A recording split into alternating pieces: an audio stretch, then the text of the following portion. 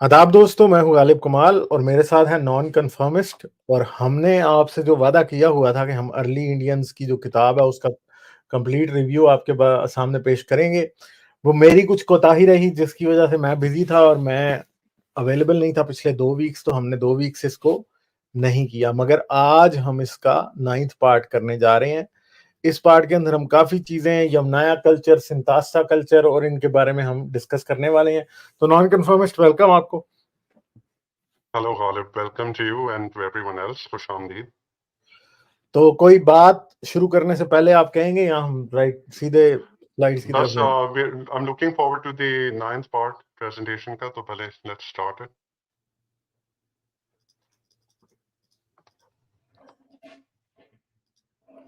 तो जी, इसका नाम जो है वो नॉन कन्फर्मिस्ट ने रिकमेंड किया था और वो ये था कि स्टेप फादर्स ऑफ इंडिया। तो इसके बारे में थोड़ा सा बताएं हमें, या इसको भी रहने दें हम?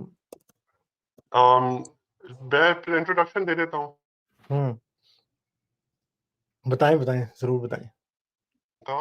आज हम लोग नाइन्थ पार्ट डिस्कस करने जा रहे हैं of the book early Indians, जिसके ऑथर हैं टोनी जोसेफ। ये बुक 2018 में लिखी गई थी। आज हम in continuation with the eighth part Aryans के एंसेस्टर्स के बारे में बात करेंगे। हमने एट पार्ट में डिस्कस किए थे, ये बातें डिस्कस की थी कि आर्यंस किस रूट से आए कर अपना वैदिक कल्चर उन्होंने किस तरह से फैलाया, किस तरह से वो लोकल इंडिजिनियस हैरप्पन सिविलाइजेशन के जो डिसेंडेंट्स हैं उनके साथ एसिमिलेट होकर इंडियन जो लीनियज आगे किस तरह से बढ़ाया, और एक वो सिग्निफिकेंट माइग्रेशन कहलाती है आर्यंस की। लेकिन ये आर्यंस के लोग खुद कहाँ से आए? और हम्म हमने ऑलरेडी बताया था कि स्टेप के एरिया से ये लोग डिसेंड करते हुए साउथ ईस्ट वर्ड्स आते हुए इंडिया आए और फिर ईरान भी गए। When we say the steppe fathers of India, it doesn't mean कि हम लोग सौतेले बाप की बात कर रहे हैं। स्टेप रीजन हमने ऑलरेडी आइडेंटिफाई किया था, यूरेशियन स्टेप, जो कि eastern and western Eurasian region में फैला हुआ है। तो जो बाशिंदे या जो लोग वहां पर अराउंड 5,000 साल पहले थे, किस तरह से वो स्प्रेड आउट हुए, वेस्टवर्ड्स किस तरह से यूरोप गए, ईस्टवर्ड्स किस तरह से ईस्टर्न यूरेशियन और फिर सेंट्रल एशियन रूट लेते हुए अफगानिस्तान और फिर पाकिस्तान के रास्ते से सब कॉन्टिनेंट में आए। That is why they're known as the steppe fathers of India, क्योंकि ये मर्द हजरात थे जो अपना वाई डीएनए, मतलब वाई क्रोमोसोम डीएनए, उनका आज हमें सब कॉन्टिनेंट की पॉपुलेशन में नजर आता है। आगे जाकर कुछ स्लाइड्स में हम ये डिटेल में बात करेंगे। तो जी गालिब। चलें, तो हम पहली स्लाइड की तरफ चलते हैं और उस स्लाइड में जो है ये आपके सामने है। नॉन कन्फर्मिस्ट, आप इसे एक्सप्लेन करें और मैं थोड़ा सो बैक सीट पर ही रहूंगा क्योंकि इसकी ज्यादा प्रेपरेशन सारा कुछ जो है वो नॉन कन्फर्मिस्ट ने किया। मैं थोड़ा सा डिस्कनेक्ट हूँ, मगर मुझे मैं जहां मुझे लगा कंट्रीब्यूट मैं वहां पे करूंगा। जी सर। श्योर गालिब। तो दोस्तों, आप ये मैप देख सकते हैं स्टेप एरिया का। स्टेप एरिया वेस्टर्न और ईस्टर्न स्टेप रीजन में डिवाइडेड है। ये जो यूरेशियन स्टेप्स कहलाता है, ये अराउंड 8,000 किलोमीटर बड़ा एरिया है और इट्स अ वास्ट एरिया। इसे सवाना भी कहा जाता है, जिसमें ग्रासलैंड्स और ग्रीनरी थी। आज तो हम जानते हैं इधर शहर काफी बन गए हैं और मुल्क, काफी सारे कंट्रीज मिलकर ये एरिया बनाते हैं, लेकिन उस जमाने में ये सवाना और ग्रासलैंड्स एंड श्रबलैंड्स था। और वेस्ट स्टेप रीजन अगर आप देखें, उसमें कौन से कंट्रीज आज के जमाने में आते हैं? I just looked it up on the internet और पता चलता है कि south western Russia, Ural area, Kazakhstan, southern Ukraine, southern Turkmenistan and some parts of Uzbekistan, Kyrgyzstan, ये वेस्टर्न स्टेप के रीजन में एरिया आता है। ईस्टर्न स्टेप अगर आप देखें स्क्रीन के पे आपके, तो उसमें मंगोलिया और नॉर्थ ईस्टर्न चाइना का रीजन आता है, जो कि आज के कंट्रीज हैं। um, अब जब हमने बात की थी कि सारे आउट ऑफ अफ्रीका जो पॉपुलेशन है वो सब जाकर ये माइटोकॉन्ड्रियल डीएनए जो 70,000 ईयर्स अगो जो खातून का था जो अफ्रीका में थी, उसी की डिसेंडेंट्स निकलकर 65,000 ईयर्स अगो इंडिया पहुंचे थे। लेकिन ये इस एरिया में अगर हम देखें तो फर्स्ट जो आउट ऑफ अफ्रीका माइग्रेंट्स थे around 50,000 to 35,000 years ago, Eurasian steppe region में पहुंचे थे। और उनको अगर आप देखें तो वो दो किस्म के लोगों में डिवाइडेड थे। They were the eastern hunter gatherers जो कि यूरेशियन स्टेप रीजन में थे, और दूसरा ग्रुप था एंशिएंट नॉर्थ यूरेशियंस जो कि साइबेरियन रीजन में वहां पर बेस्ड थे।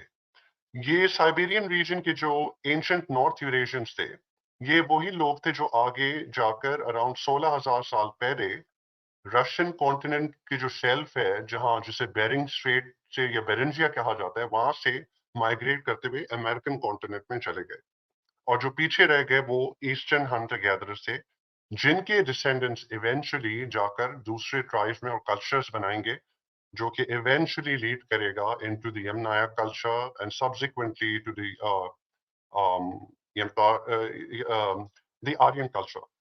तो around sometime 5000 BC में, मतलब 7000 साल पहले, people from the Caucasus region, जो कि एक region है between the Caspian Sea and the Black Sea, और ये बेसिकली वेस्ट एशिया को और स्टेप्स को डिवाइड करता है, मतलब वहां से लोग माइग्रेट ये करके। मैप पे शो भी किया हुआ है, पर हम मेरे पास क्योंकि पॉइंटर नहीं है तो मैं आपको दिखा नहीं सकता।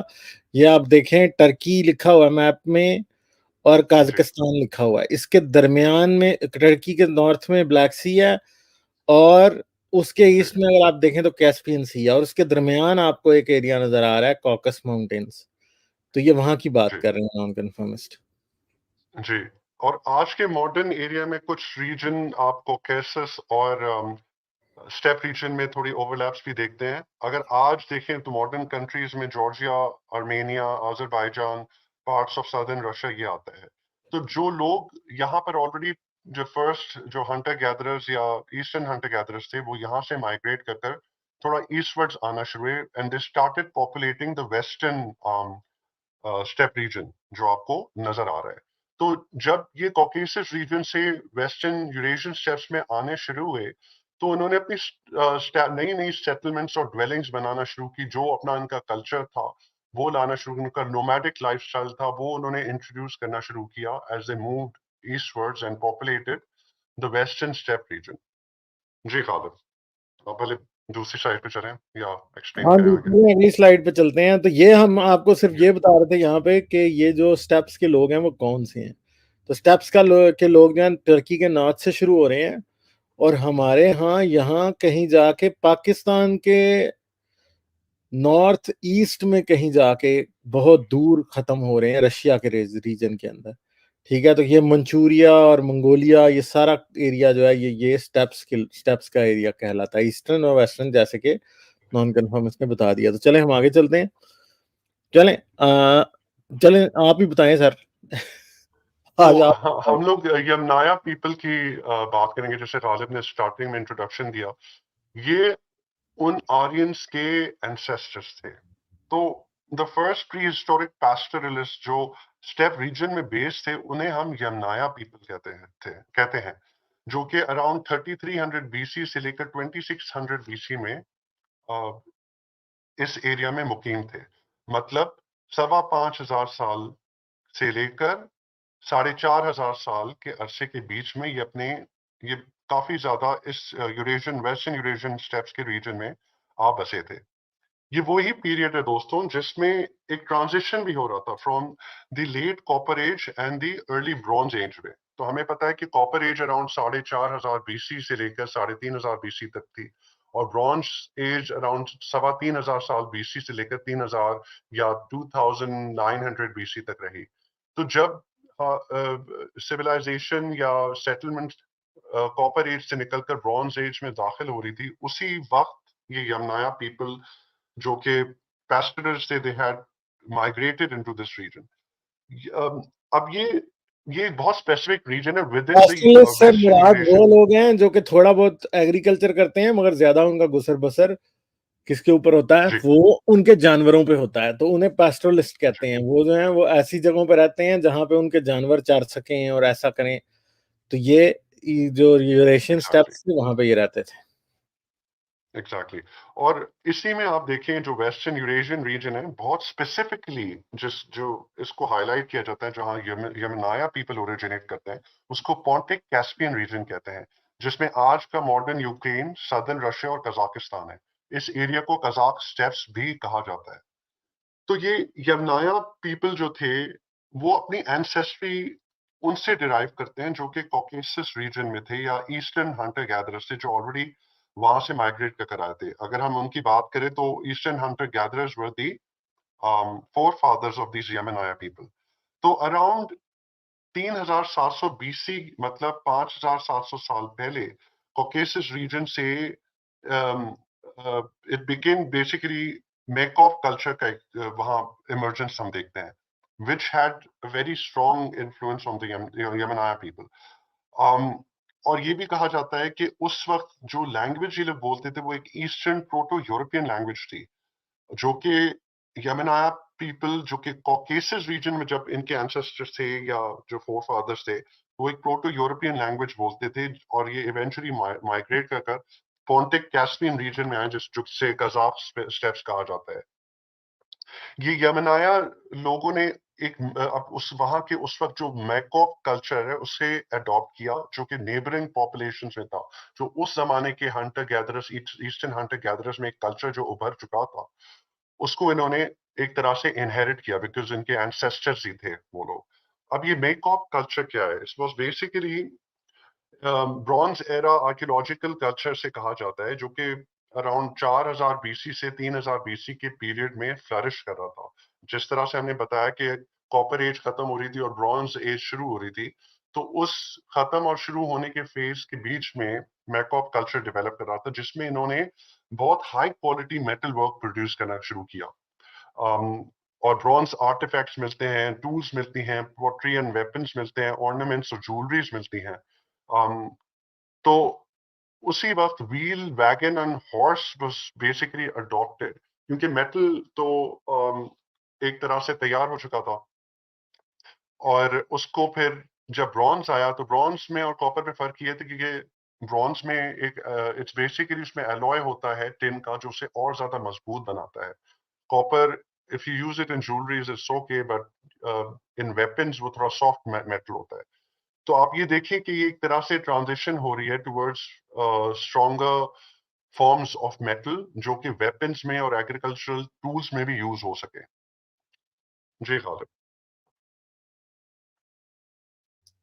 चलें ये कोडेड वेयर कल्चर और हाँ, ये यमुनाया से कोडेड वेयर बन रहा है कैसे जी जी। बताएं। तो ये यमुना का रीजन वही है गालिब जैसे हमने बताया कि पॉन्टिक कैस्पियन मोस्ट एक्सक्लूसिवली ये कजाक स्टेप्स का रीजन है।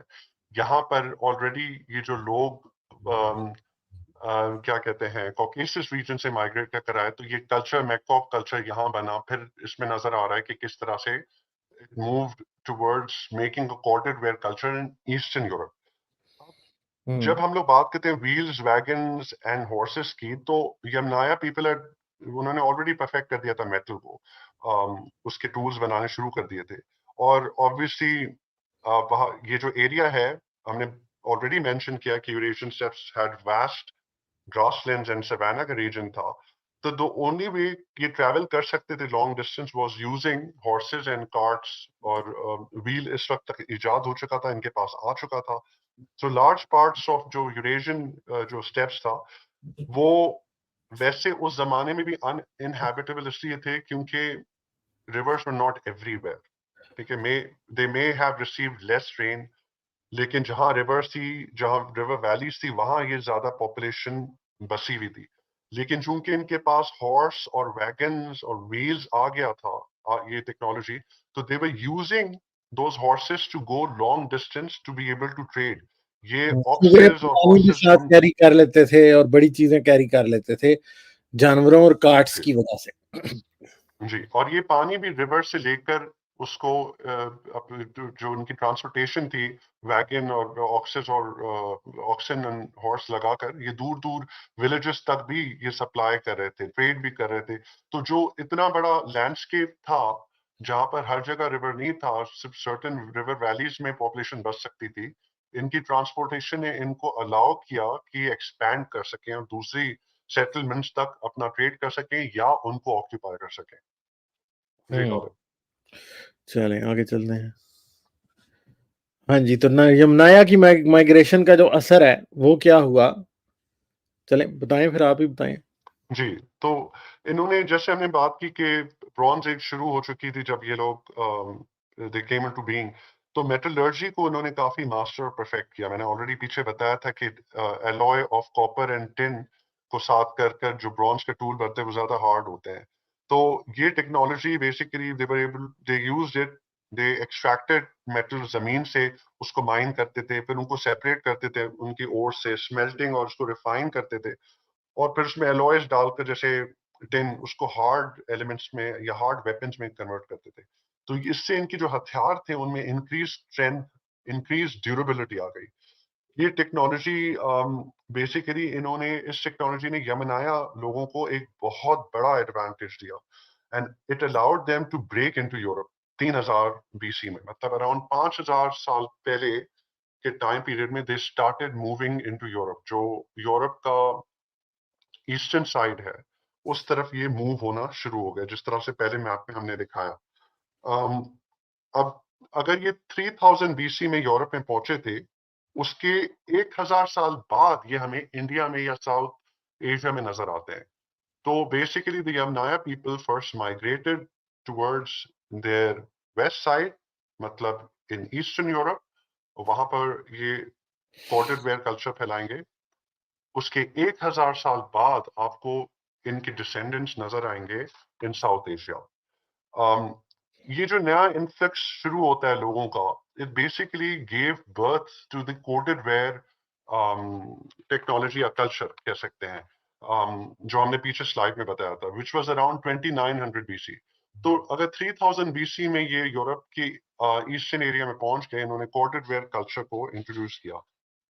So ये corded ware culture basically it originated in late copper and early bronze age में, और ये कहाँ इस ओरिजिनेट किया, इसमें आज जो कंट्रीज आते हैं वो ईस्टर्न यूरोप के आते हैं, जैसे लिथुआनिया, लैटविया, एस्टोनिया, और फिर दूसरे नॉर्दर्न यूरोप में Germany, Poland, we have Austria, Hungary and Denmark, इस तरह के इलाके में।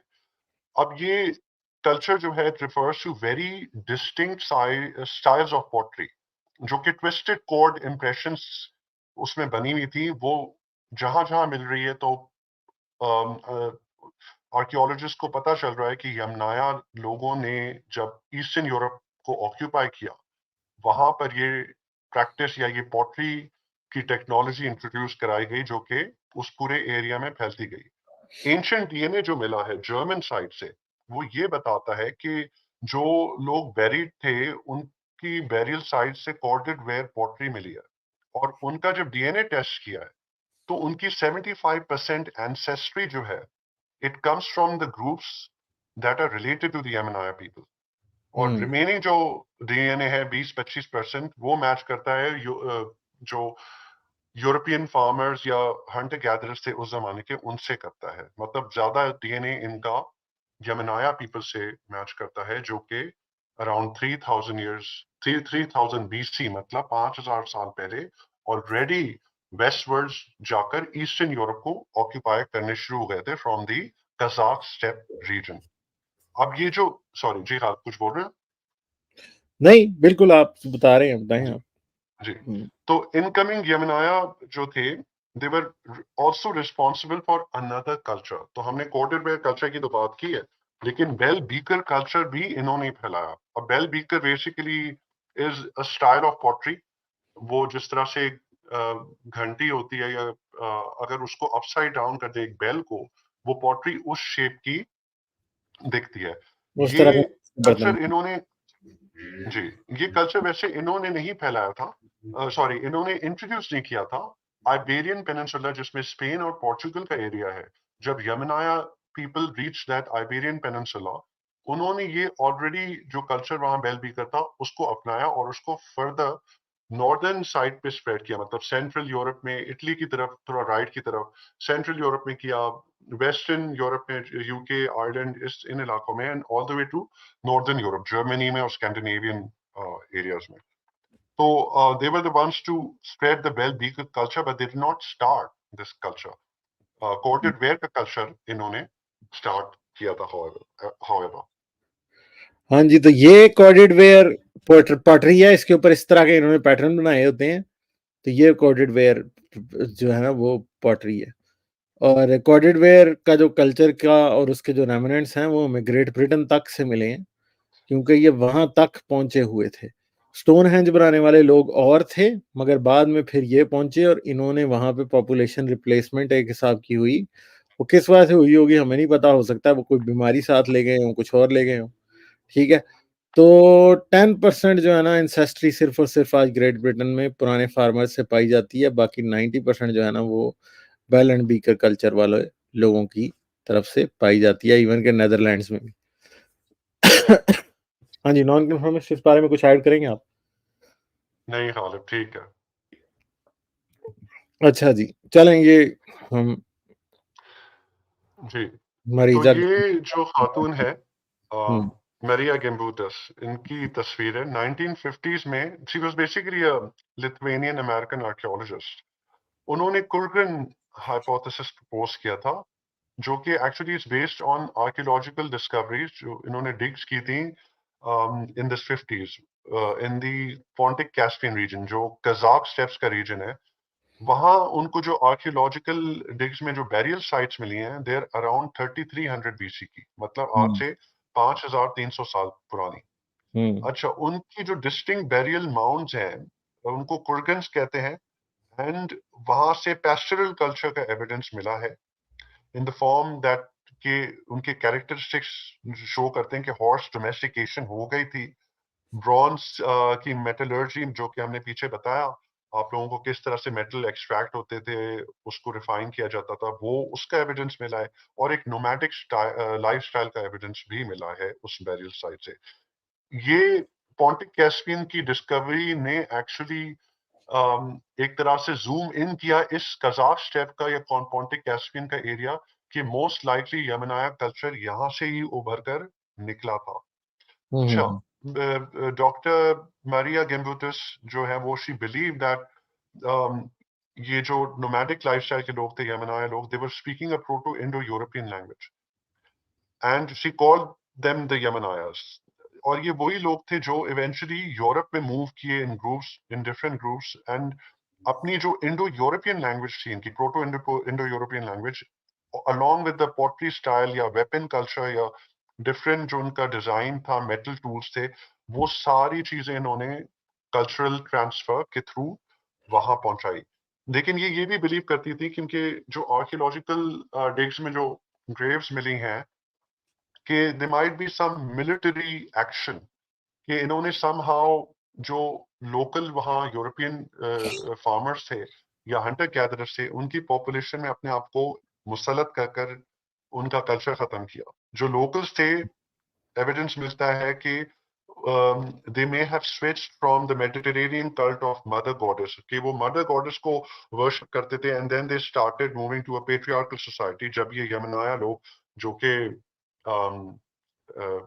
दे were mostly man who rode on horses, और उन्होंने जाकर अपना कल्चर वहां फैलाया। तो क्योंकि वो पेट्रियार्कल थे, वो सोसाइटी पेट्रियार्कल थी, इट्स ऑल्सो इंडिकेट्स कि उनकी औरतें may be they were used only for berthing processes और फॉर हाउस होल्ड वर्क। तो ये पेट्रियार्कल कल्चर उन्होंने वहाँ यूरोपियन जो इंडिजिनियस लोग थे, जो हंटर गैदरर्स थे, जो उनके प्री हिस्टोरिक एग्रीकल्चरर्स थे, उन पे इन्होंने मुसलत किया। फिर हमें नजर आता है कि थंडरर्स जो हैं, जो गॉड ज़्यूस हैं, डेयस हैं, उनको लोकल्स ने अपनाना शुरू किया। तो ये भी कहते हैं कि हो सकता है ये ट्रांजिशन पीसफुल हो और ग्रेजुअल हो, लेकिन एविडेंस ज्यादा यही मिलता है कि इट वाज मोर लाइक कोर्सिवली ये कल्चर वहां इनिशियली एटलीस्ट फैलाया गया हो यूरोप में। हम्म हालांकि इंडियन साइड पे इट इज क्वाइट एस्टैब्लिश कि ये एक तरह से पीसफुल एसिमिलेशन हुई थी आर्यंस की, but in Europe it seems that they may have imposed themselves. Ji Ghalib, हाँ जी, इसके फिर बाद वाली स्लाइड है गालिब। कल्चरल और लिंग्विस्ट, ये, हाँ जी, इसके बाद कौन सा, ये वाला आएगा? हाँ ये वाली स्लाइड करते हैं, हाँ। हाँ जी, चलें फिर ये आप ही एक्सप्लेन कर दें। अच्छा, ये जो पहले तो तस्वीर आप देखें, this this was basically the representation of Yamnaya people, जो 1930s में आर्कियोलॉजिस्ट ने जो काम कर रहे थे, हिस्टोरियंस हैं, उन्होंने ये बताया है कि Yamnaya people may have looked like this. David Reich जो हैं, जिनका हमने पिछली एपिसोड्स में भी मेंशन किया है, ये संस्कृत डिपार्टमेंट हेड करते हैं इन हार्वर्ड यूनिवर्सिटी।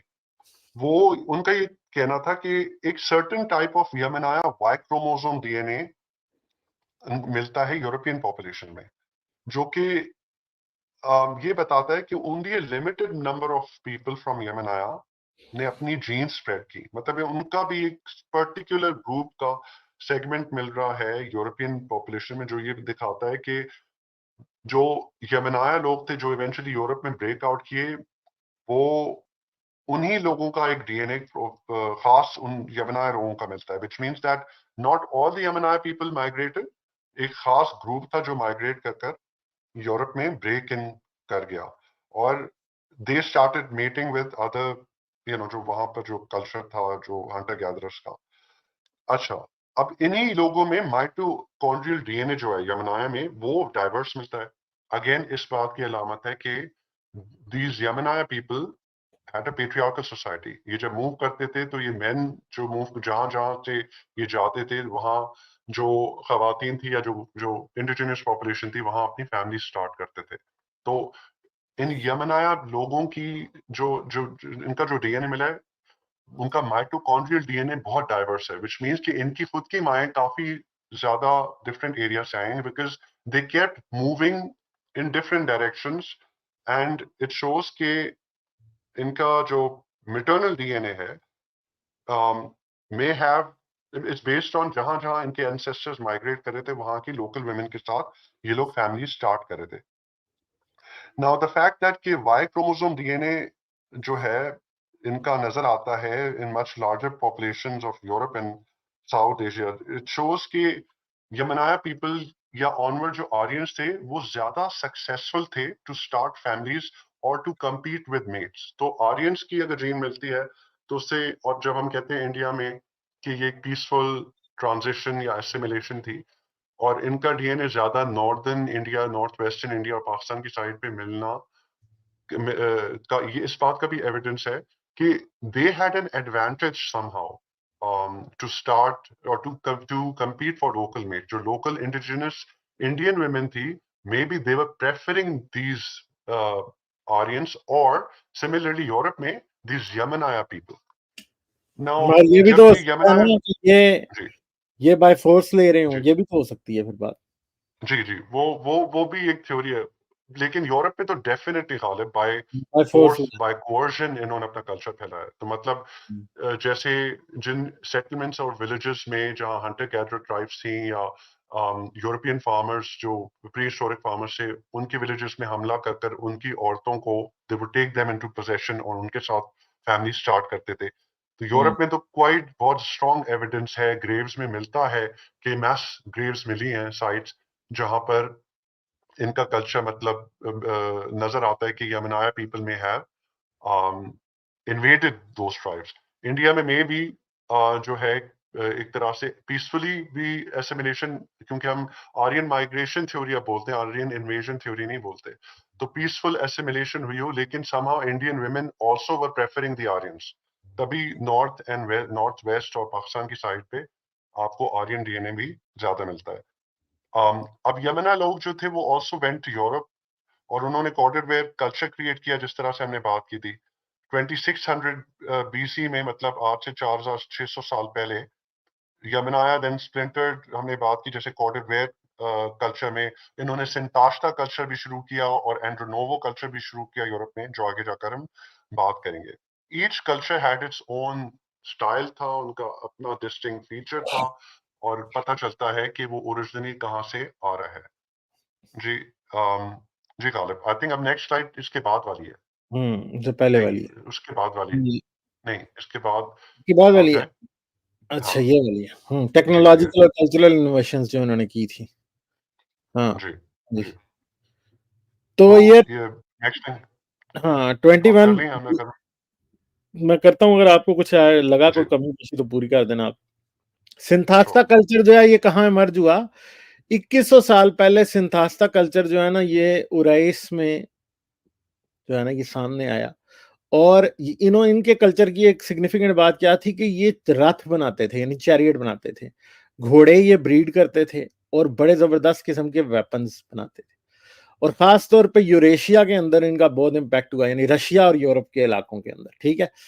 और इन्होंने जो टेक्निकल नई टेक्नोलॉजीज ईजाद की थी, उनकी वजह से यूरोप और एशिया के अंदर एक खास किस्म की क्या कल्चर डेवलप हुआ, जिसे एंड्रो नोवो कल्चर कहा जाता है, ठीक है। अब साउथ एशिया से इनका क्या कनेक्शन था? सिंथास्ता और एनरोवो कल्चर्स जो हैं वो दोनों के दोनों उन लोगों से कनेक्ट किए जाते हैं जिन्होंने स्टेप से साउथ एशिया यानी इंडिया में माइग्रेशन की थी।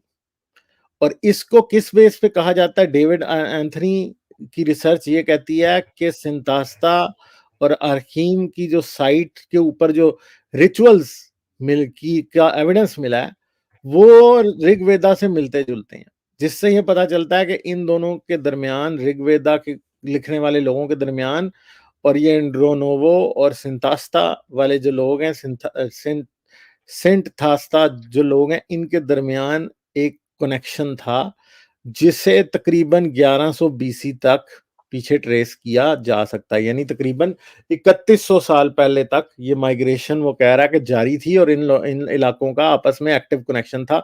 शायद तब तक लोग आ जा रहे थे, शायद इंडिया वाले उधर भी वापस भी जाते थे, उधर से भी मजीद, या फिर उधर से मजीद लोग आते रहते थे। हो सकता है कि ये कोई ऐसे नोमैडिक किस्म के लोग भी हों जो पहले इनिशियली ओरिजिन जिनका वहां से हुआ है, मगर वो उनका नोमैडिक किस्म का सिस्टम हो, इंडिया तक आते हो, मगर फिर बाद में यहाँ पे परमानेंटली सेटल हो गए हो। तो नॉन कन्फर्मिस्ट आप कुछ ऐड करना चाहते हैं यहाँ पे? जी जी, सही आप कह रहे हैं कि ये चीफ्टन ट्राइब्स थे और हम्म, ये एक तरह से नोमैडिक इनका लाइफस्टाइल था और इन्होंने अपना कल्चर इसी तरह से फैलाया। सिंताष्टा का अगर आप देखें रीजन, यूरल रीजन जो कि प्रेजेंट डे रशिया में आता है, ये वहाँ हम्म, ये कल्चर उभरने शुरू हुआ। रिमेंबर कि जो यूरेशियन स्टेप्स में ये पूरा आता है रीजन पर, अगर हम कजाक स्टेप्स की बात करें या पॉन्टिक कैस्पियन, वहाँ यमनाया कल्चर उभरा और फिर वो यमनाया कल्चर इवेंचुअली ट्रांसफर होता है इन सिंताष्टा कल्चर जो कि यूरल रीजन ऑफ रशिया में आपको नजर आता है। फिर आई गेस गालिब आपने कवर कर लिया है जी। अब हमने पीछे वाली स्लाइड पे जाना है, हाँ ये अब वाली। हमें हाँ शुरू जी, करना चलें फिर, ये आप है जी, एक्सप्लेन कर गालिब दें। पर। अच्छा, मैं पहले थोड़ा मैप एक्सप्लेन कर दूं। अगर आप कर्सर गालिब ये बीच में जो डार्क ग्रीन रीजन है इस पे ले जाए। कर्सर सॉरी आपके पास नहीं है, सॉरी। कर्सर नहीं है, या अच्छा ठीक वो है। मेरे पास तो नहीं है। दोस्तों अगर आप स्क्रीन पे देखें तो डार्क ग्रीन रीजन जो बीच में, this is the west Eurasian या most particularly the Pontic Caspian region या कजाक स्टेप का रीजन। यहाँ से ही यमनाया कल्चर उभरा। जो लोग यहाँ आए वो कॉकेसिस रीजन, मतलब लेफ्ट साइड से रीजन से पहले यहाँ लोग आकर उन्होंने वो कल्चर मैकॉप कल्चर बनाया, फिर यमनाया कल्चर जन्म लेता है।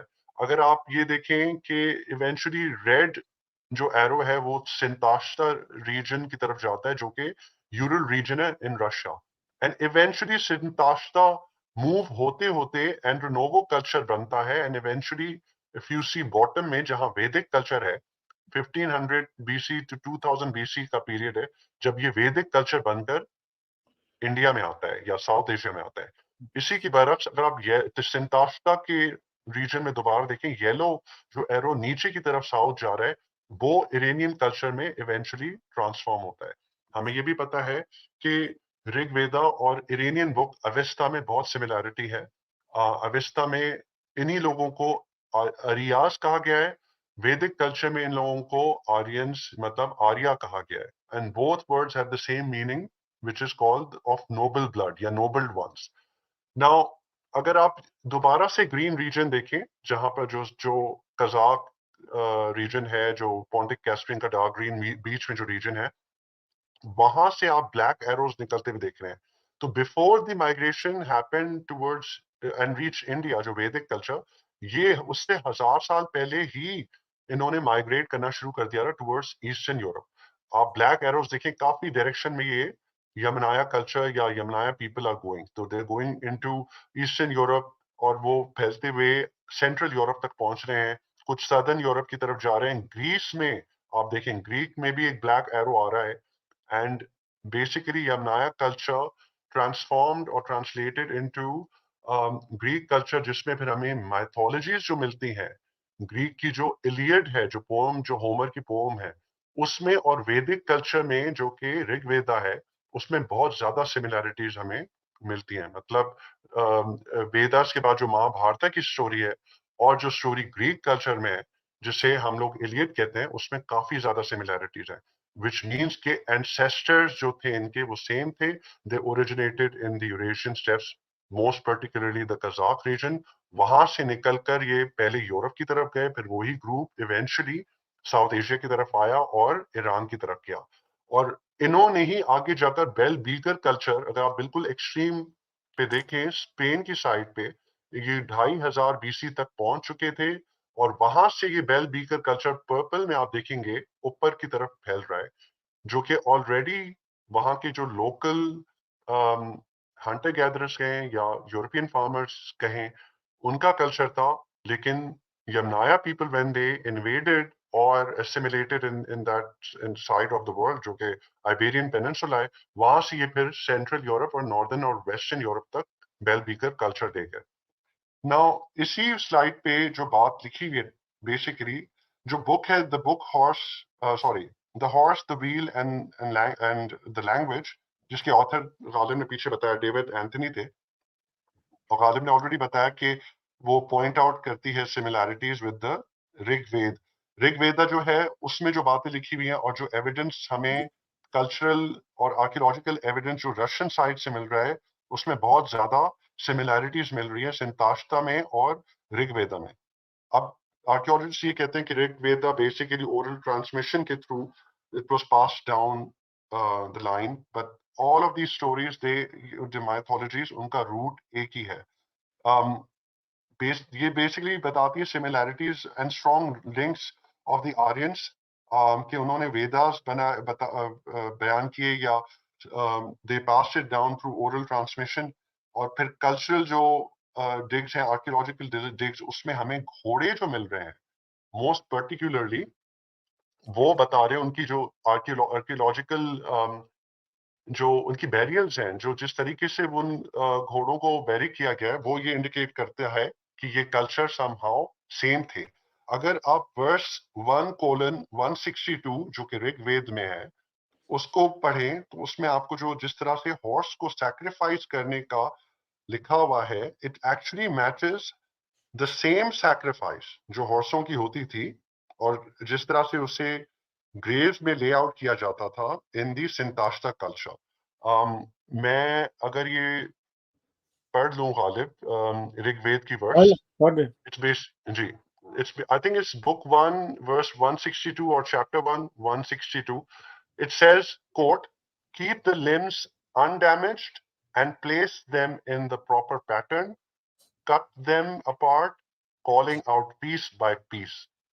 अब ये जो हॉर्स सैक्रिफाइस सिंताष्टा में हो रही है, जो हमें मिल रही है, उस वो एग्जैक्टली सेम तरह से मिल रही है। इसी तरह से घोड़ों को सैक्रिफाइस कर कर उनको जॉइंट्स जहां उनकी हैं टांगों की, वहां से काट कर पीस बाय पीस उनको ले आउट किया गया है उस ग्रेव में सिंताष्टा में। और ऋग्वेद में एग्जैक्टली यही प्रोसीजर लिखा हुआ है कि लोअर लेग्स आप केयरफुली कट करें जॉइंट्स की तरफ से, और उसको ग्रेव्स के अंदर और ओवर प्लेस करते जाएं। लेकिन सब्सिक्वेंटली हम ये देखते हैं कि जो हिंदुइज्म कल्चर इवेंचुअली काफी हजार साल बाद ऋग्वेद के जो इवॉल्व हुआ, एक फॉर्म में आया, उसमें आप वेजिटेरियनिज्म देखते हैं, लेकिन जो एंसेस्टर्स थे वो हॉर्स की सैक्रिफाइस भी कर रहे थे, and they were definitely eating meat. जी गालिब। चलें, ये सिंतास्ता की जो एक्सपेंशन है, जो वो स्टेप्स से दूसरी एंशिएंट सिविलाइजेशन की तरफ गए, वो किस बेस पे हुई? क्योंकि एक तो उन्होंने एडवांस चैरियट बिल्डिंग टेक्निक्स और स्ट्रॉन्ग होल्ड्स बनाने की, ये जो हम देख रहे हैं ना, ये उनकी एक रहने की जगह है। स्ट्रॉन्ग होल्ड मतलब छोटे छोटे किले वो बनाया करते थे, छोटे तो नहीं होते, तो वो खासे बड़े थे, मगर उस टाइम में इस तरह के किले और कोई भी नहीं बना रहा था। तो ये क्या करते थे, ये बनाते थे और इनके अंदर रहते थे। ये जो आप देख सकते हैं, ये एक किला, और आपको लेफ्ट साइड पे दरख्तों के दरमियान में छोटे छोटे कुछ चीजें नजर आ रही हैं डॉट से, वो असल में लोग हैं। यानी आप ये देख सकते हैं काफी बड़े बड़े ये बनाते थे, ठीक है। तो ये बड़े सोफिस्टिकेटेड होते थे और इनकी अंदर एक बड़ी मिलिट्री टेक्नोलॉजी इस्तेमाल की जाती थी जो कि डिफेंस और ऑफेंस, यानी अपने आप को डिफेंड करने और दूसरों पे हमला करने के लिए बड़ी इंपॉर्टेंट थी। ठीक है, इन्होंने बहुत बड़ी बड़ी जो मेटल माइनिंग है, यानी धातुओं का जो कान कुनी है, उसके लिए काम शुरू किया। ठीक है, इससे पहले किसी ने भी स्टेप्स के अंदर इतनी बड़ी बड़ी माइंस जो है ना, मेटल माइंस नहीं बनाई थी। ये तकरीबन 2000 बीसी में ये काम कर चुके थे, यानी आज से 4000 साल पहले ये जबरदस्त मेटल वर्कर्स थे। इसके अलावा ये अच्छे खासे स्ट्रॉन्ग होल्ड्स और किले बनाया करते थे। ठीक है, और फिर इनके पास जानवर भी थे जिनकी वजह से ये उरल माउंटेन रेंज के अंदर आगे पीछे आया जाया करते थे, और जानवरों की मदद से ये लॉन्ग डिस्टेंस के ऊपर रिसोर्सेज कैरी कर सकते थे, पानी ले जा सकते थे, जिसकी वजह से ये बड़ी तेजी से एक्सपेंड कर रहे थे। ठीक है, तो जो सिंतास्ता से जो कल्चर के लोग निकले थे, जिन्हें जो के जिन मतलब जो के बाद में, जिनसे बाद में जो ईरानियों के पुराने एंसेस्टर्स थे ना, वो निकले। यानी ईरानी और वैदिक आर्यंस के जो पुराने एंसेस्टर्स थे, वो किन से निकले थे? वो सिंतास्ता कल्चर से निकले थे।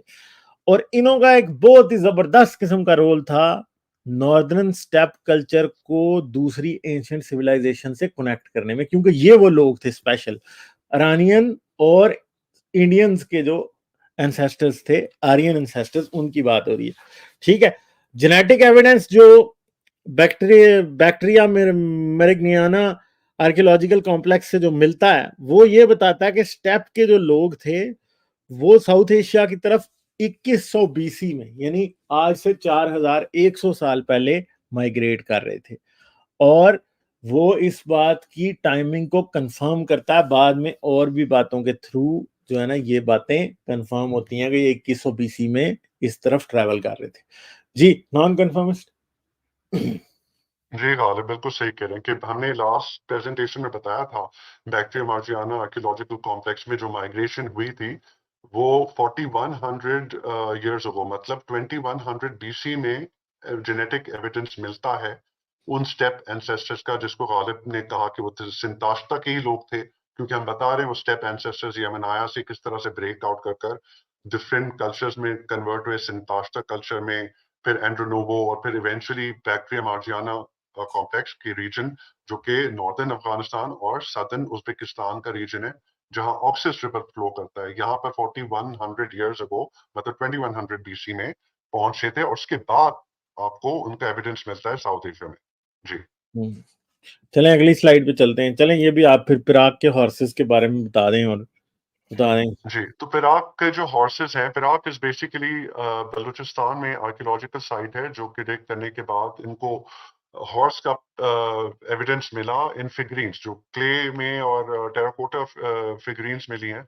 उसमें ये one of the first evidences हैं ऑफ हॉर्स इन दी हैरपन या इन साउथ एशिया। अब हमें हम ऑलरेडी यही बात कर चुके हैं कि हॉर्स का आर्कियोलॉजिकल एविडेंस नहीं मिल रहा, कि कहीं से हॉर्स की कोई रिमेन्स मिले, ऑर्गेनिक रिमेन्स मिले, जिससे पता चले कि यहाँ पर आर्यन से पहले हॉर्स थे। और हमने यही बात की कि आर्यंस के आने के बाद वो लोग चैरियट्स और कार्ट्स और हॉर्स ड्रिवन नोमैडिक लोग थे, जो 4000 ईयर्स अगो, मतलब 2000 बीसी के करीब साउथ एशिया में एंटर हुए थे। लेकिन ये फिगरीन्स अगर आप देखें, these actually date back to 1800 BC, जो कि 3800 ईयर्स अगो का पीरियड है। और हम ऑलरेडी एस्टैब्लिश कर चुके हैं through archaeological evidence, through genetic signatures, के Aryans entered India 4000 years ago, मतलब 2000 बीसी में। और अगर फिगरीन्स मिल रही है 1800 बीसी, ये यही साबित कर रहा है कि लेट हैरपन फेज उस वक्त चल रहा था, आर्यंस उस वक्त तक आ चुके थे। तो may be they got inspired the people, local people, and they started making figures of the horse. तो अगेन इस फिगरीन का, क्ले टेराकोटा फिगरीन्स हॉर्सेस के मिलना ऐसे टाइम पे जब आर्यंस आ चुके थे, यही साबित करता है कि जो हॉर्स का कल्चर या हॉर्स की इस रीजन में इमर्जेंस ओनली हैपेंड जब आर्यंस साउथ एशिया में एंटर हुए। जी चलें आप ही बता दें, इसको फिर खत्म करें। अच्छा, ये जी, तो ये इंडियन जेनेटिस्ट जब ये थोड़ा गौर से सुनिएगा, specially for the out of India theory जो एडवोकेट करते हैं। जब Indian geneticist mitochondrial DNA south Asia का देखते हैं तो उनको स्टेप एंसेस्ट्री का एविडेंस नहीं मिल रहा था, which again points to the out of India theory. लेकिन जब उन्होंने माइटोकॉन्ड्रियल डीएनए से मूव कर बाय क्रोमोसोम डीएनए को देखा साउथ एशियंस के, उनको एविडेंस मिला स्टेप माइग्रेशन या स्टेप एंसेस्ट्री का, which made it clear कि आर्यन माइग्रेशन साउथ एशिया में हुई है। और हमने यही कहा है कि they were patriarchal society, steppe migration मर्द हजरात की हुई थी जो कि यूरेशियन स्टेप से इंडिया या साउथ एशिया और ईरान की तरफ पहुंचे थे। Now there was a paper जो कि 2017 में पब्लिश हुआ था, उसका टाइटल है genetic chronology for the Indian subcontinent points to heavily sex based डिस्पर्सल्स।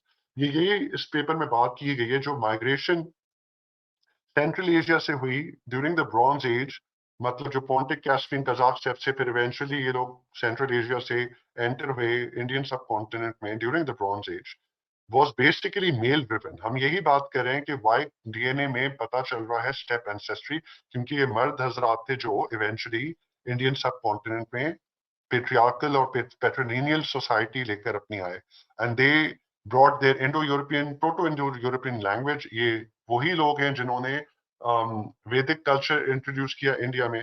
अगर हम इंडियन डीएनए देखें 70 to 90% माइटोकॉन्ड्रियल डीएनए, तो वो अर्ली इंडियंस की खवातीन से मैच करता है, 10 to 40% वाइट डीएनए मैच करता है अर्ली इंडियंस मेल हजरात से।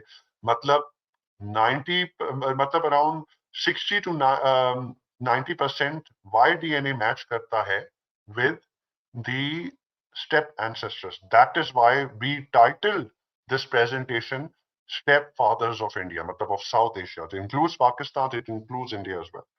तो इनकी माइग्रेशन स्टेप एंसेस्टर्स की मेल हजरात की ही हुई थी, ये बात इस स्लाइड में लिखी हुई है। जी गालिब।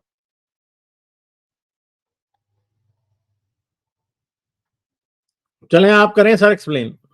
जी, तो ये माइग्रेशन के बारे में फर्दर बता रहा है कि इट्स वेरी स्ट्रेंज कि वेस्टर्न यूरोप में जो हम देखते हैं प्रीवियस पॉपुलेशन जो थी before the migration of step ancestors, जो हमने बताया कि किस तरह से यमनाया पीपल माइग्रेटेड टू यूरोप, तो वहाँ जो माइग्रेशन जिस तरह से हुई साउथ एशिया में, बेसिकली माइग्रेशन डिफरेंट तरीके से हुई है कि साउथ एशिया में अर्ली इंडियंस का डीएनए हमें मिलता है।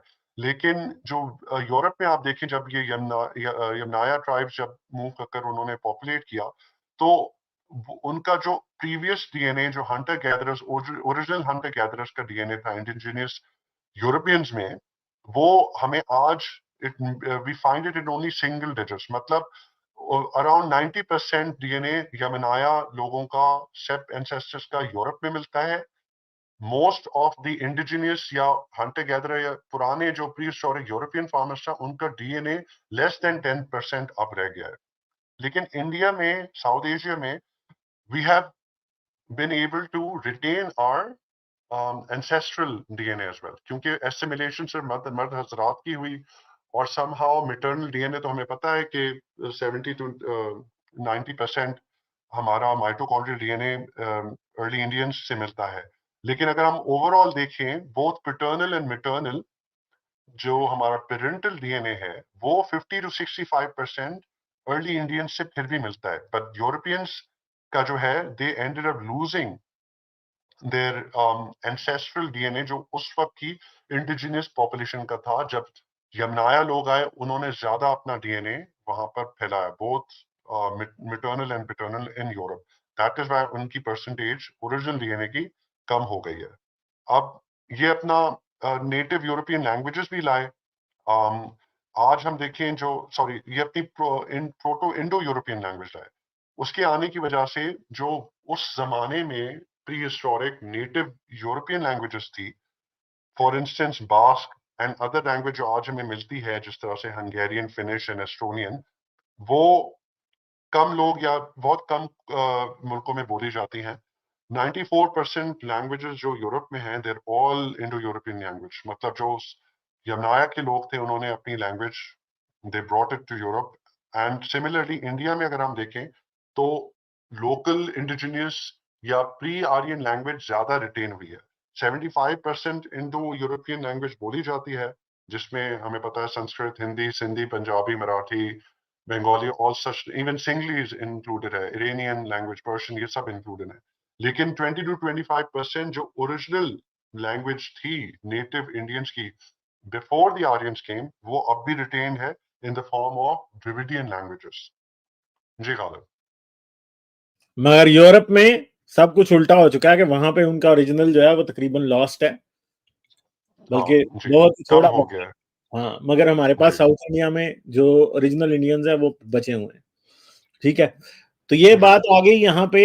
हमारे पास जो है वो एक एक्सक्लूजन है इससे, ठीक है, जिसे बेस्क लोग हैं यूरोप के, जो कि स्पेन में है मेरे ख्याल है, ये बेस्क जो है।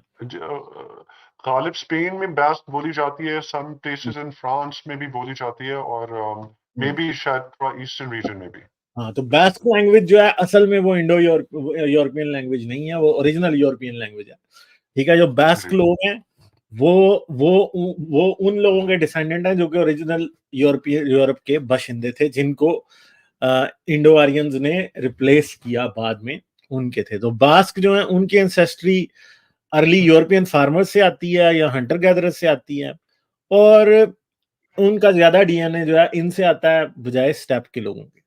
तो ये सरप्राइजिंग नहीं है कि इन्होंने प्री स्टेप माइग्रेशन लैंग्वेज और कल्चर जो है उसे रिटेन किया हुआ है, और इसकी वजह से इनकी लैंग्वेज और द्रविडियन के दरमियान लोग कहते हैं कि शायद कोई जो है वो सिमिलैरिटीज भी हो सकती हैं किसी तरह से, मगर ये मतलब दूर की बात है।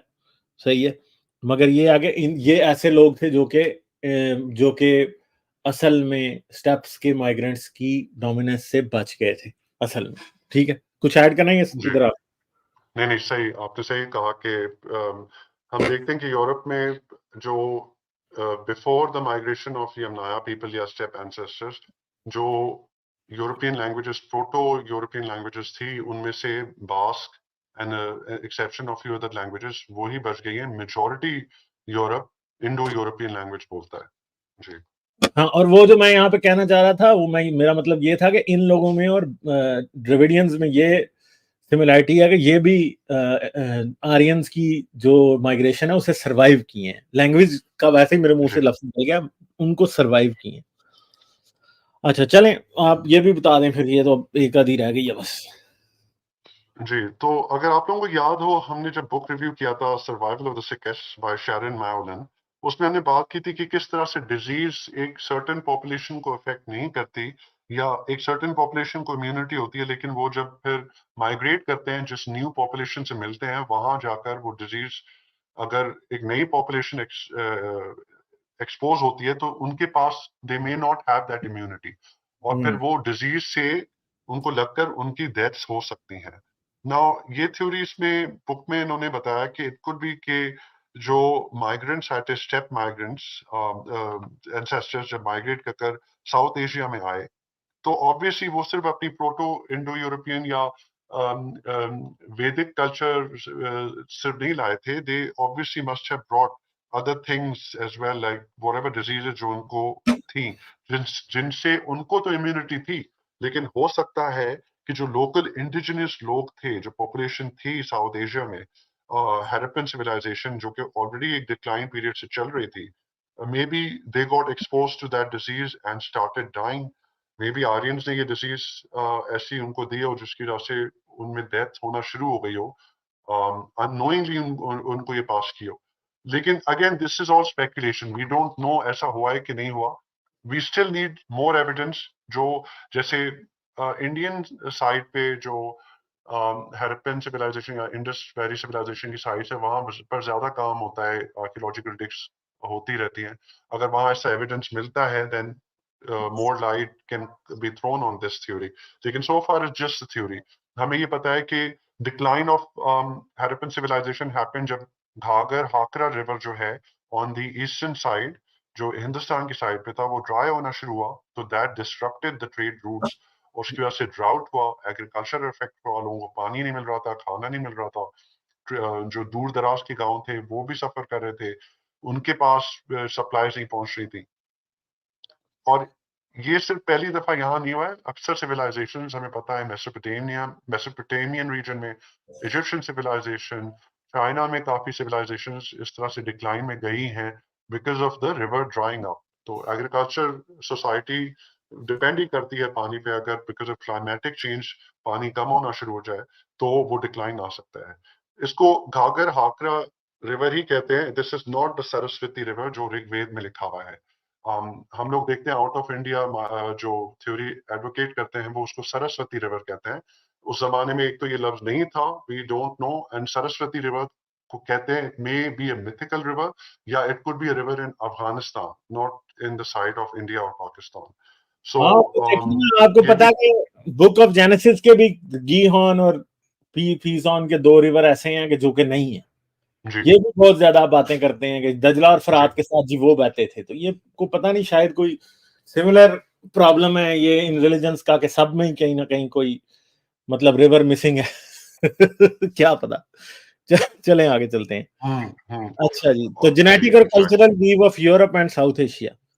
इसके अंदर क्या है, जो स्टेप के पास्टोरलिस्ट थे, जब उन्होंने यूरोप में माइग्रेट किया तो लोकल पॉपुलेशंस के साथ वो मिक्स हुए और उन्होंने नई जेनेटिक लाइंस बनाई, जिसकी वजह से वहां पे कोडेड वेयर कल्चर फैला, ठीक है, बेल बीकर कल्चर फैला और दूसरे कल्चर फैले, ठीक है। कल्चरल मिक्सचर, जेनेटिक मिक्सचर से नई नस्लें और कल्चरल मिक्सचर से नए कल्चर बने।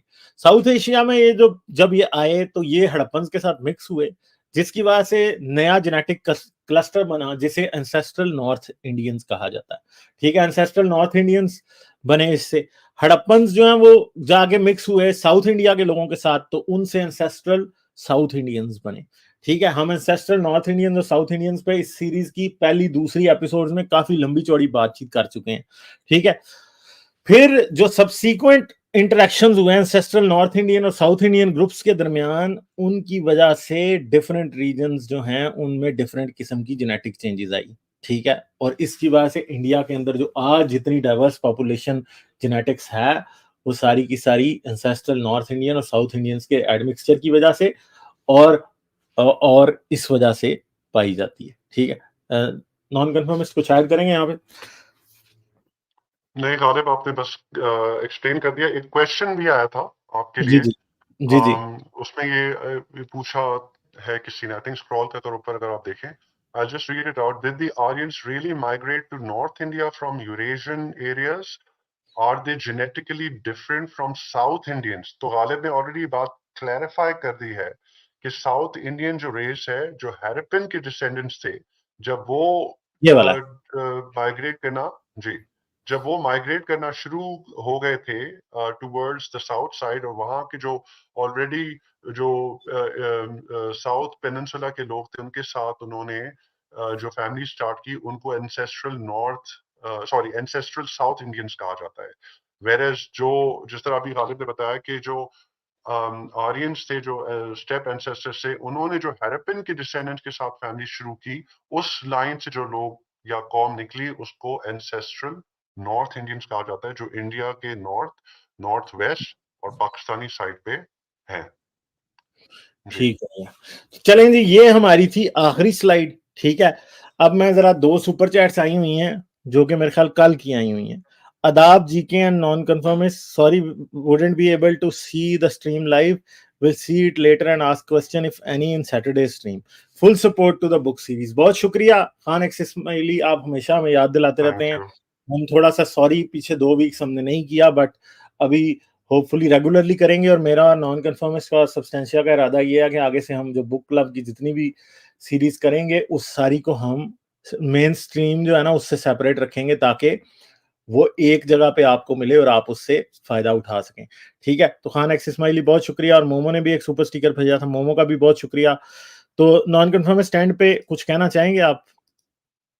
बस एक हम लोग अगर आई थिंक अगर समरी मैं दे दूं उस बात की, आपने देखा कि एंसेस्टर्स हमारे जो आर्यंस हैं उनके भी जो एंसेस्टर्स थे वो किस तरह से यमनाया पीपल थे, और वो पहले तो यूरोप की ईस्टर्न साइड पे स्प्रेड किए, फिर उसी कल्चर, मतलब उन्होंने वहाँ कोटेड वेयर कल्चर बनाया, बेल बीकर कल्चर बनाया, बनाया नहीं, उसको फैलाया बेलबी को। तो ये अंताश्ता कल्चर, फिर अंड्रोनोवो कल्चर, इवेंचुअली ये बैक्टीरिया मार्जियाना रीजन से, जो अफगानिस्तान का रीजन से, वहां से पाकिस्तान और इंडिया में एंटर हुए और उन्होंने वैदिक कल्चर बनाया। तो ये सारा जो जो आपको कल्चर नजर आ रहे हैं ना, ये नया कल्चर, एंड्रोनोवो कल्चर, जो Sintashta culture, BMAC culture and then Vedic culture, इनके एंसेस्ट्रल रूट्स सबके एक ही हैं।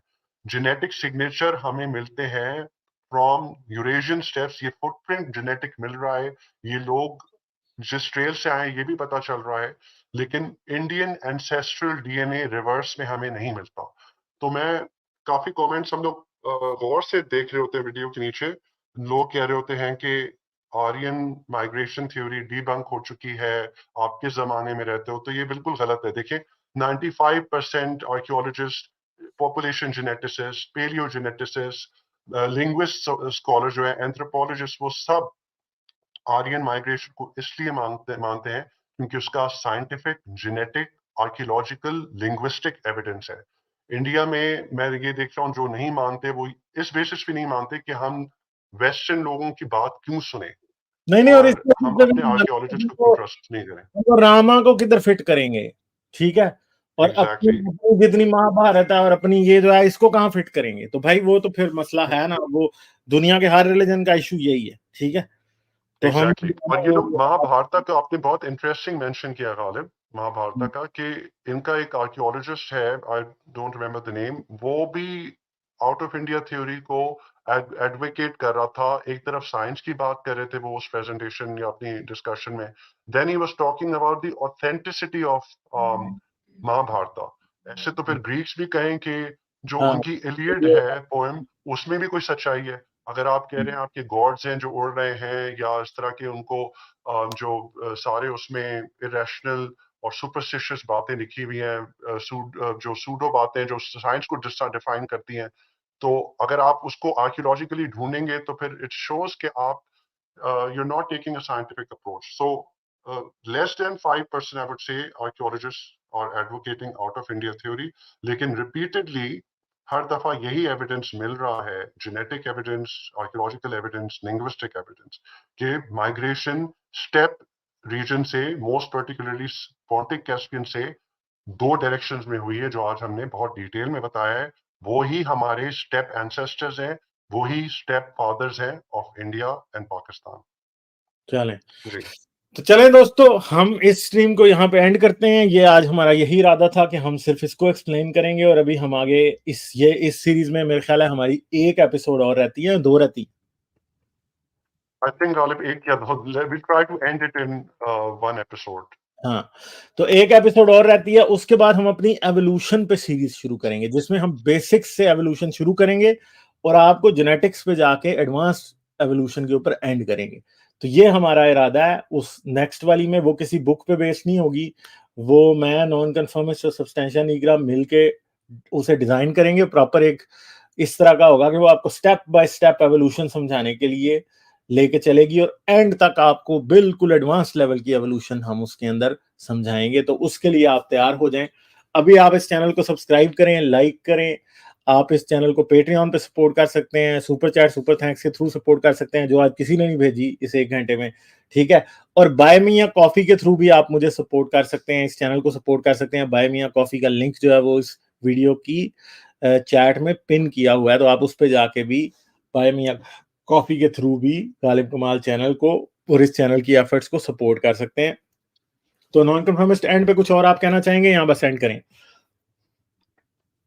Thank you for the opportunity. Subscribe करें, लाइक करें, और ये डेफिनेटली सीरीज आप जरूर शेयर, ताकि जो नहीं पता साउथ एशिया को आप लाइटन कर सकें। Thank you. तो चलें दोस्तों, बस लाइक कर दें, सब्सक्राइब कर लें, और अभी ये वीडियो बंद हो जाएगी, इसके बाद कमेंट बॉक्स खुलेगा, उसमें जरूर कोई एक आधा कमेंट छोड़ दीजिएगा। तो हम फिर आपसे आके मिलेंगे, कल हम आपसे मिलेंगे दोबारा, ठीक है। पाकिस्तान का टाइम 9:30 बजे, इंडिया का टाइम 10 बजे, और कल हमारी पैनल डिस्कशन होगी, तो जरूर आइएगा, जरूर देखिएगा। हम आपके साथ पूरी शाम आपके साथ गुजारेंगे। तो होपफुली मिलते हैं आपसे कल। गुड नाइट मेरी तरफ से। Thank you.